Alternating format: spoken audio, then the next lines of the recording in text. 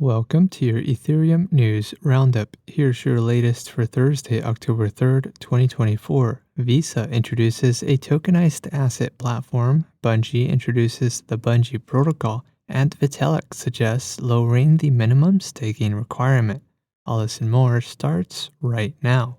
Visa introduced the Visa Tokenized Asset Platform, or VTAP, a new solution that enables banks to issue, mint, burn, and transfer fiat-backed tokens on-chain, such as stablecoins. Banks will be able to experiment with tokenization in a sandbox environment, with a live pilot expected in 2025 through the Visa Developer Platform. The Visa Tokenized Asset Platform supports integrations with traditional financial systems, smart contract functionality, interoperability across networks, and cross-chain token transfers. The platform aims to connect fiat currencies with blockchain-based assets, helping banks and financial institutions expand into on-chain services.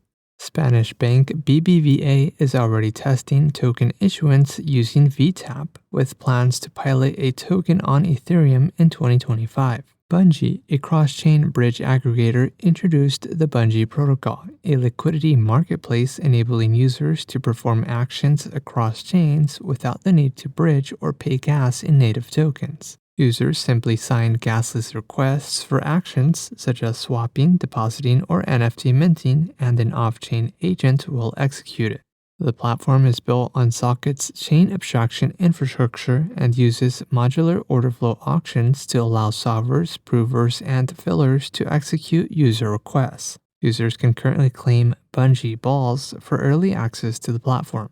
And lastly, in response to discussions about minimum bandwidth requirements for solo stakers, Vitalik Buterin highlighted that the 32 ETH minimum staking requirement poses a greater barrier than bandwidth limitations. He proposed a potential trade-off, increasing bandwidth requirements while reducing the minimum stake requirement to 16 or 24 ETH.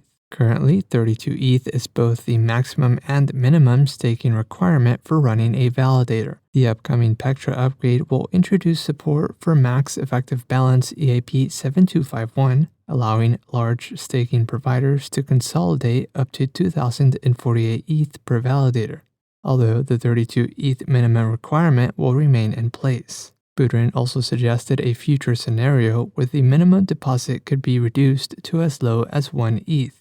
Contingent on the completion of Pure DAS and Orbit single-slot finality, which are expected to ease bandwidth demands. This has been a roundup of today's top news stories in Ethereum. You can support this podcast by subscribing and following us at ETH Daily. Also subscribe to our newsletter at ethdaily.io. Thanks for listening. We'll see you tomorrow.